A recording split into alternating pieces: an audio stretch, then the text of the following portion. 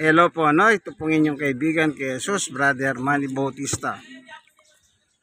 Ang aming pong papaksayin ngayon sa aming Garden Bible Study ay wala pong iba, ang mahalagang dugo ni Jesus na siyang pinantubos ng aming kasalanan.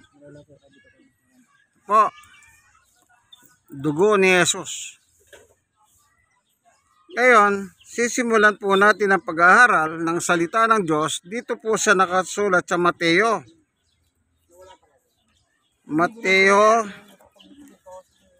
Pero po kasi nakalagay dito. O tayo ko sa Mateo 26. 36.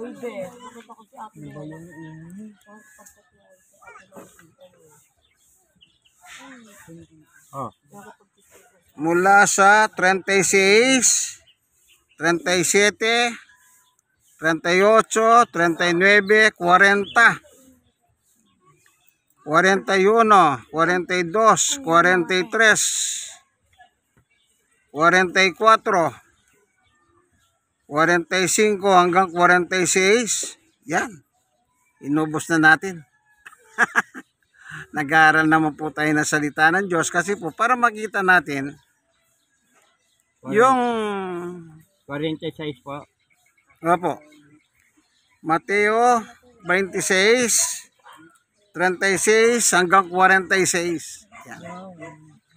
Para nakita natin yung panahon na malapit ng ulihin si Jesus. Malalaman natin bakit kailangan siyang ulihin.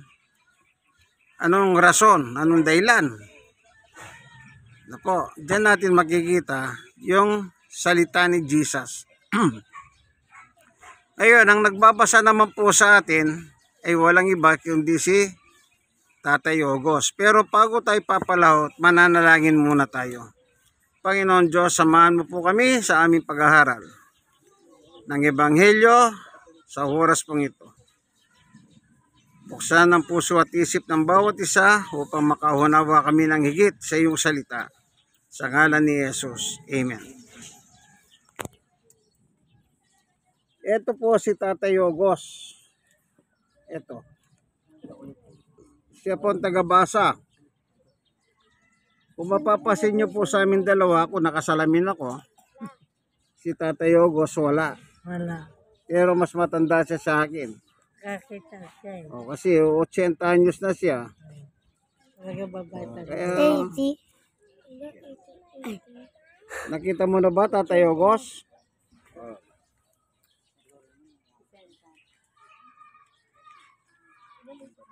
Nakita ko na po. 36. Opo. 26, no? Oh. Hanggang 36, 36. Oh, pagibasa nyo lang po tayo, boss. Lakasan nyo ng kaunti. Yan. Sinama ni Jesus sa kanyang mga alagad sa isang lugar na tinawag na Gethsemane. Sinabi niya sa kanila, dito muna kayo, mananalangin ako sa dakong roon. Ngunit isinama niya sina Pedro at ang dalawang anak ni si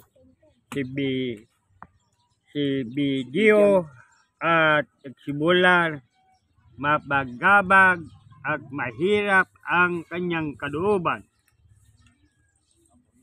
Kaya sinabi niya sa kanila, ako'y halos mamatay sa tinding ng kalungkutan. Maghihintay kayo rito at samahan niyo ako sa pagpupuyat. Lumayo siya ng kaunti. Nagpatira pa siya at nanalangin. Ama ko, kung maaari po, ilayo niyo sa akin ang upang ito ng paghihirap. Ngunit hindi po ang kalooban ko, kundi ang kalooban niyo ang mangyayari. Nagbalik siya at dinaklan niya natutulog ang tatlong alagad. sinabi niya kay Pedro, talaga bang hindi kayo makapagpuyat na kasama ko kahit isang oras man lamang? Magbantay kayo at manalangin upang huwag kayong madaig ng tukso. Ang espiritu nakahandang, ngunit ang laman ay mahina. Muli siyang lumayo at nanalangin, Ama ko, kung hindi po niyo maaaring maialis ang kupang ito'y malibang inumin ko. Mangyari nawa ang iyong kalooban. Muli siya nagbalik at nakita naman niya natutulog sila sapagkat sila'y antok na antok. Niwanan niya muli ang tatlong alagad at siya'y nanalangin. At yun din ang kanyang sinabi. Nagbalik na naman siya sa mga alagad at sinabi sa kanila, natutulog pa ba kayo at nagpahinga? Dumating na oras na ang anak ng tao ay ipagkakanulo sa mga makasalanan. Bangon, halina kayo, narito na ang nagkakalulo sa akin. Amen. Ayan, ano po? Ito po yung eksena na malapit na pong ulihin si Jesus upang matupad po yung pagtupad niya sa pagtubos ng kasalanan ng sangkatauhan. Alam niyo po, mayroong mga reliyon na ito naman, wala in fairness naman sa ating mga kaibigang Muslim. Ako meron po akong kaibigang mga Muslim, ano. Ang sabi ng Muslim, kung talagang si Jesus ay tagapagtubos ng ating kasalanan, bakit kailangan pa siyang magpakahirap sa krus? Sabi po ng Muslim. Kaya hindi sila naniniwala na si Jesus ay tagapagligtas. At hindi lang po yung mga Muslim, kasi yung Muslim galing po sa mga lahi ng Hudyo. Maging ang sa mga kalahian ng Hudyo ngayon, meron pa rin po taong hindi naniniwala kay Jesus. Pero meron na rin po naman naniniwalang mga Muslim na convert na po sila sa Christianity. At sila po ngayon na nangangaral sa kanilang kapwa Muslim tungkol kay Jesus. Ano po? Ngayon, totoo nga bang pinabayaan si Jesus ng Diyos? Hindi po. Hindi siya pinabayahan. Yung pagkapako ni Jesus sa krus, pansinin niyo po yung sinabi ni Jesus. O tayo go, sulitin mo lang yung verse 39. Yung 39 lang ang babasahin mo, ano? Anong sinabi ni Jesus? Lumayo siya ng kaunti. Nagpatira pa siya at nalalagin, Ama ko, kung maari po ilayo niyo sa akin ang kupang ito ng paghihirap, ngunit hindi po ang kalooban ko, kundi ang kalooban niyo ang mangyari. Oh, amen. Anong sabi ni Jesus? Kalooban ng Diyos. O ibig ba sabihin, pinabayaan ng Diyos ang kanyang anak? Hindi. Ang kanya pong anak, sumunod lang sa kalooban ng Diyos. Yan po ang sabi ni Jesus. Hindi po ako may sabi niya. Binasa na lang natin yung sinabi niya, no? Sa 39, napakaliwanag. Hindi ang kalooban ko ang masunod, kundi ang kalooban mo, sabi niya sa Ama. Tingnan naman natin sa Hebreo. Tayo ko sa Hebreo, chapter 10. Tignan pa natin yung deklarasyon dito ni Jesus. Ano? Verse 5. Hebreo chapter 10. Verse 5, 6, 7, 8, 9, 10. Hanggang 10 lang po, ha. Diyan makikita naman natin ang salita na naman ng Panginoong Yesus. Ano po? Tungkol sa kanyang pagsunod. Ito po na Ito pong Bible study na ito, tinatawag ko pong garden. Kasi po, garden talaga ito. Hindi sa loob ng bahay. Ayan. Babasahin ko. Sandali lang tayo, sir.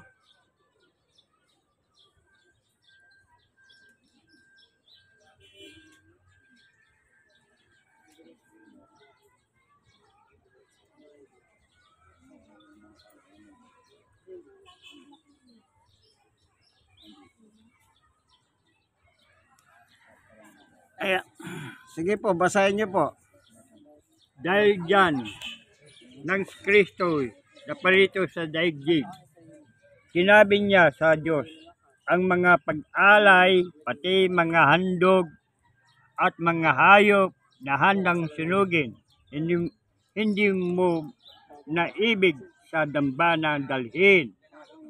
Hindi mo na kinalugdan ang mga handog na sinusunog at ang mga handog upang pawin ang kasalanan. Kaya inahanda mo ang aking katawan upang maging handog. Kaya sinabi ko, ako narito, O Diyos, upang sundin yung kalooban ayon sa sinasabi ng kasulatan tungkol sa akin. Sinabi muna niya, hindi mo ninanais o kinalugdan ang mga alay at ang handog na hayop, ang mga handog na susunugin, ang mga handog dahil sa kasalanan. Kahit ito'y nahandog ayon sa kautusan, saka niya dinugtong. Ako'y narito upang sundin ang iyong kalooban at ganito ang paraan. Inalis nga ng Diyos ang unang handog at pinalitan ng handog ni Kristo. At dahil sinunod niya ang kalooban ng Diyos, tayo ay ginawang banal ni Jesus Kristo sa pamagitan ng misanan, paghahandog kanyang sarili at iyong ay sapat na. Amen. Ayun, inulit na naman po, ano? Yung paghahandog sa sarili ni Jesus, ang sabi ni Jesus, ito'y kalooban ng Diyos. Kaya yung pagpapako sa cross ni Jesus, yun ay utos po ng Diyos sa kanya. Si Jesus na po nagsasalita eh. Bilang anak, masunurin siya sa kanyang ama. Kasi po, yung mga handog noon na hindi na gusto ng Diyos, kahit po nakasulat sa kautusan yan, magandog ng hayop, hindi na kinalugdan ng Diyos. Kasi po, iba nang ginagawa ng tao noon, naghahandog na sila ng hindi po magagandang hayop at mga magagandang gulayin. Kaya hindi na po nagustuhan. Ano? Kaya sinabi ni Jesus, narito ako upang sundin ang kalooban mo ayon sa kasulatan. Nakasulat na po na si Jesus mamamatay po sa cross. Hinula na yan. Nung dumating dito sa bagong tipan, magkakaroon ng katuparan. Kailangan matupad po yung hula sa kanya na siya'y mamatay sa cross para sa katubusan ng kasalanan ng tao. Tingnan natin ano. Pansinin niyo po yung sinabi niya. Yung mga hayop pinahandog ayon sa batas, ayon sa kautusan. Tingnan naman natin yung sinabi ni Pablo. Tayo Gos, Gawa 13. Kung ano naman ang mapapala sa kautusan, meron ba o wala na pakinabang? Yan, sa Gawa 13, 38, 39.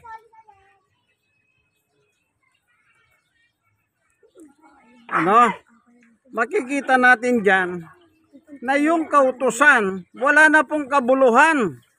Kasi mismo nga mga tao po, sinira na nila yung pagsunod sa kautusan. Kaya tinanggal na po yun, pinalitan.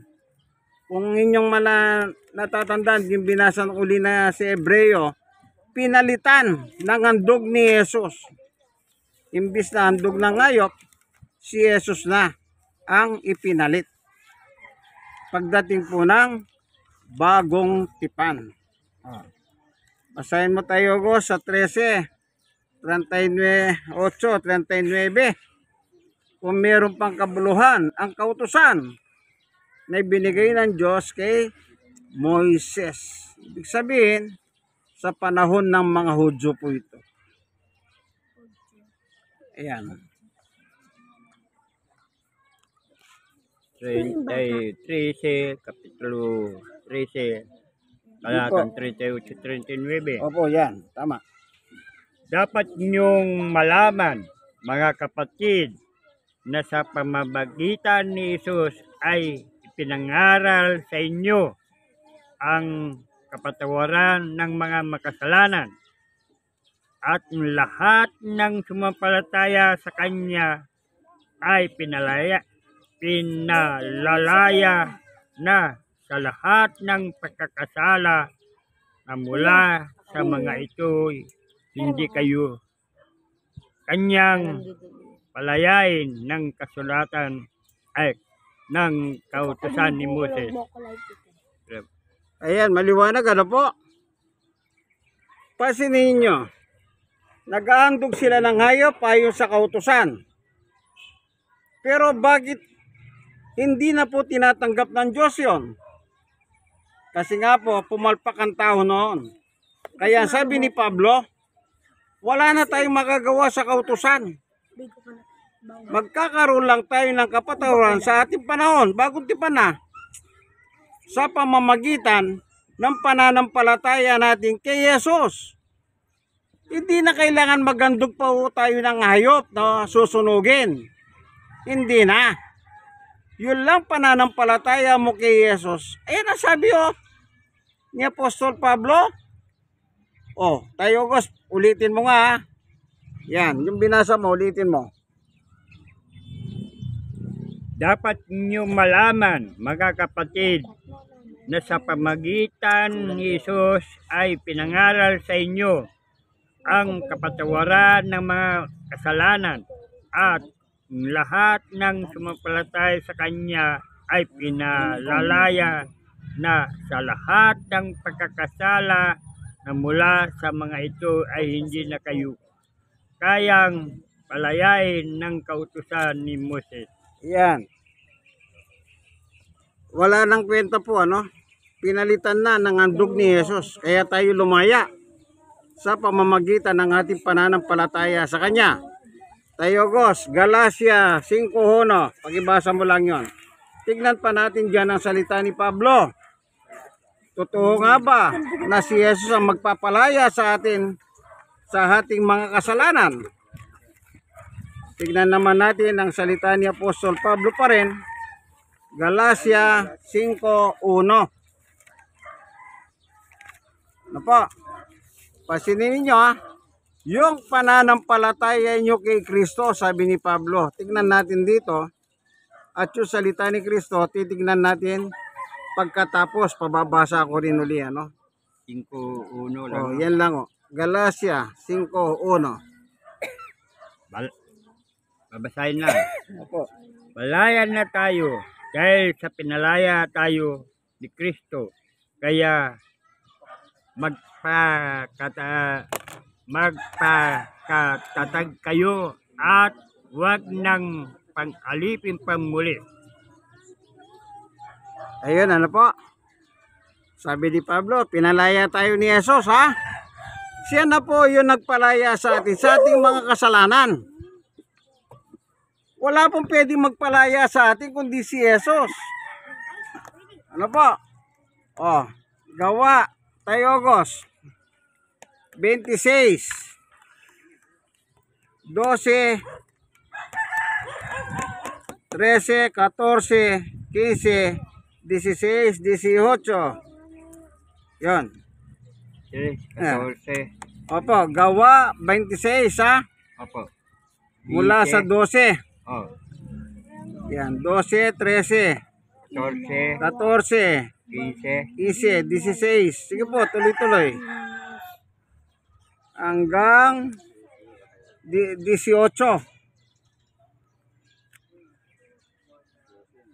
Hanggang 17. O, 18. Yan, hanggang dyan lang po yan. Tingnan natin ang salita ni Jesus. Yung salita ba ni Jesus at salita ni Pablo magkatulad? Ano po? Tingnan natin kung magkatulad. Ibig lang sabihin kung magkatulad, tama si Pablo. Yung kanyang turo at aral. Nakita muna tayo, Gos. Basa muna.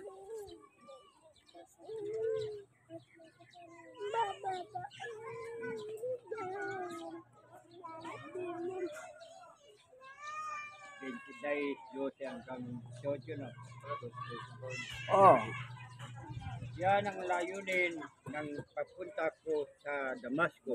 Taglay ang kapangyarihan at paintulot ng mga punong pare. Nang katanghalian tapat, habang kami naglalagbay, nakita ko ng Haring Agripa ang isang nakakasilaw na liwanag mula sa langit. Ito'y maliwanag pa sa araw. Totoong nakakasilaw ang liwanag paligid namin, magkakasama. Kaming lahat ay natumba sa lupa at narinig ko ang isang tinig na nagsabi sa akin sa wikang Hebrew, Saulo, Saulo, bakit mo ako pinauusig? Sinasaktan mo ang iyong sarili sa ginagawa mo niyan para mong sinisipa ang matulis na bagay. At tinanong ko, sino po kayo, Panginoon? At kanyan sinabi, ako si Jesus na iyong inuusig. Tumayo ka. Magpakita ako sa iyo upang itinalaga ka bilang aking lingkod at magpatuto tungkol sa mga nakita mo ngayon at sa ipapakita ko pa sa iyo. Ililigtas kita mula sa mga kababayan mong Hudyo at gayon din sa mga hintil kung saan kita isusugo. Ay, imumulat mo ang kanilang mga mata. Ibabalik sila sa kaluwanagan mula sa kadiliman. Ililigtas sila sa kapangyarihan ni Satanas at ibabalik sa Diyos. At sa pamagitan ng pananampalataya nila sa akin at sila'y patatawarin sa kanilang mga kasalanan at bibigyan ng lugar kasama ng mga taong ginawang banal ng Diyos. Amen. Ayan. Maliwanag na naman, ano? Ang sabi ni Jesus, sa pamamagitan ng pananampalataya nila sa akin, patatawarin sila sa kanilang mga kasalanan. O, kita niyo po, ginawa na pong simple ng Diyos ang pagpapatawad ng ating kasalanan. Sasampalataya na lang po tayo sa Panginoong Yesukristo. Si Jesus ang may sabi niyan, ha? Patatawarin ko sila. O, sino po nagpapatawad ng kasalanan? Si Jesus mismo. Yun din po sinabi ni Apostol Pablo kanina. Yung pinabasa natin kay Tatay Ogos, doon sa Galacia, ay ano, sa Gawa 13, 38, 39, sa pamamagitan ng pananampalataya kay Yesukristo. Kaya tama po yung turo ni Pablo, sa pamamagitan ng pananampalataya natin, tayo po ay panatatawad ng kasalanan natin. Ang nagpapatawad po ang Panginoong Yesukristo. Pinabayan ba ng Diyos si Jesus sa cross? Hindi po. tinupad lang ni Jesus yung kasulatan patungkol sa kanyang pagtutubos sa ating mga tao. Tinupad niya po. Di ba sabi niya kanina, narito ako upang sundin ang kalooban mo, Ama. O tingnan naman natin ang siyang talata pa. 1:3:16. Tatay Yogos. Ano naman ang sinasabi ng kasulatan dyan? Oh.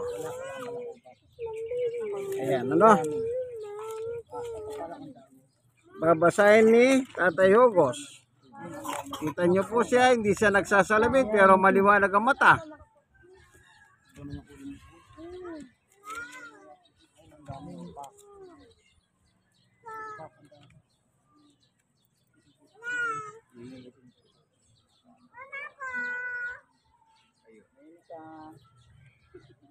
Sumabalo.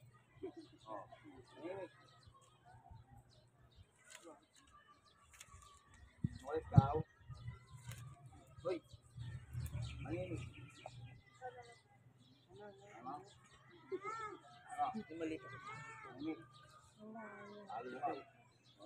O nakita na tayo, Yogos. 1:3. Say, Opo.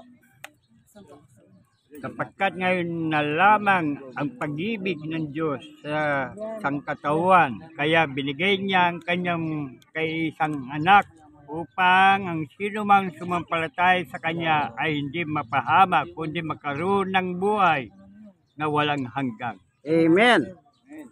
Kita nyo po, yung sasampalataya kay Jesus may buhay na walang hanggan. Pero yung hindi sasampalataya ay mapapahamak. Ibig sabihin po, may mapapahamak na tao sa lupa. Sino yung mapapahamak na tao? Di natural yung mga taong hindi naniniwala kay Jesus. Ang daming reliyon po ngayon hindi naniniwala kay Jesus na si Jesus tagapagligtas. Maraming reliyon ngayon hindi naniniwala kay Jesus. Yung lahat ng reliyon na yan, kahit anong ganda ng reliyon nyo, pero hindi kayo naniniwala kay Jesus, ay ano, kababasa lang? Lahat ng hindi sasampalataya kay Jesus ay mapapahamak. Ano ang susi niyan? Pananampalataya. Ngayon, paano ka magkakaroon ng pananampalataya naman kay Jesus? Tayogos, Roma 10:17. Kasi kung ang requirement lang pala ay pananampalataya kay Jesus, ang tanong ito, paano ka magkaroon ng pananampalataya kay Jesus? Yan naman po ang sasagutin ni Pablo na apostol ng ating Panginoong Jesucristo sa Roma 10:17. Ano po? Yan.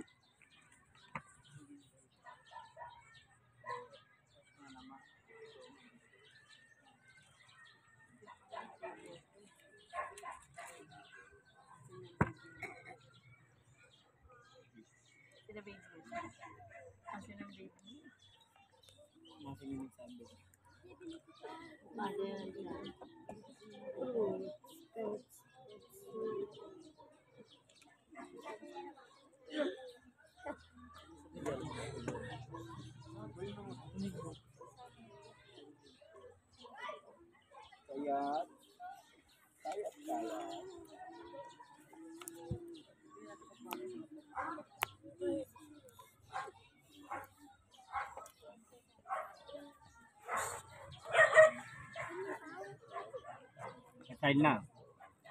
Ilang pa? Nakita nyo na? 17. Roma 10:17. Kaya ang pananampalataya ay bunga ng pagkikinig. At ang pagkikinig naman ay bunga sa pangangaral tungkol kay Kristo. Ayun. Paano daw magkakaroon ng pananampalataya ang tao? Ano sabi ni Pablo? Makinig po kayo. nagsisimula sa pakikinig. Pero ang pakikinggan ninyo, aral ni Kristo.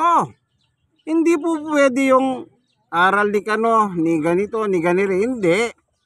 Kailangan isang aral lang. Anong klaseng aral? Aral ng ating Panginoong Yesu-Kristo. Kaya pag sumasampalataya po kayo kay Jesus, nagsisimula ang lahat sa ating pananampalataya. Kaya pag tinanggap mo si Jesus, nang dahil napakinggan mo si Jesus ay tagapagligtas, yun na po yung pasimula nang inililigtas mo ang iyong sarili. Opo. Pero kung hindi ka maniniwala, ay sabi kapahamakan eh. Kung hindi ka naniniwala kay Pablo, wala na akong magagawa.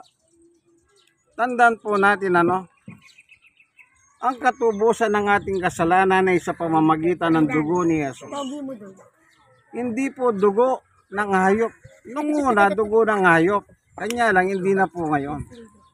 Ipinalit po yung dugo ni Jesus. At sinabi ron sa Hebreo, sa chapter 10 o panguling talata lang. Tayo ko, sulitin mo yun sa chapter 10 ng Hebreo. Yes ba yun? Yung binasa mo kanina? Opo.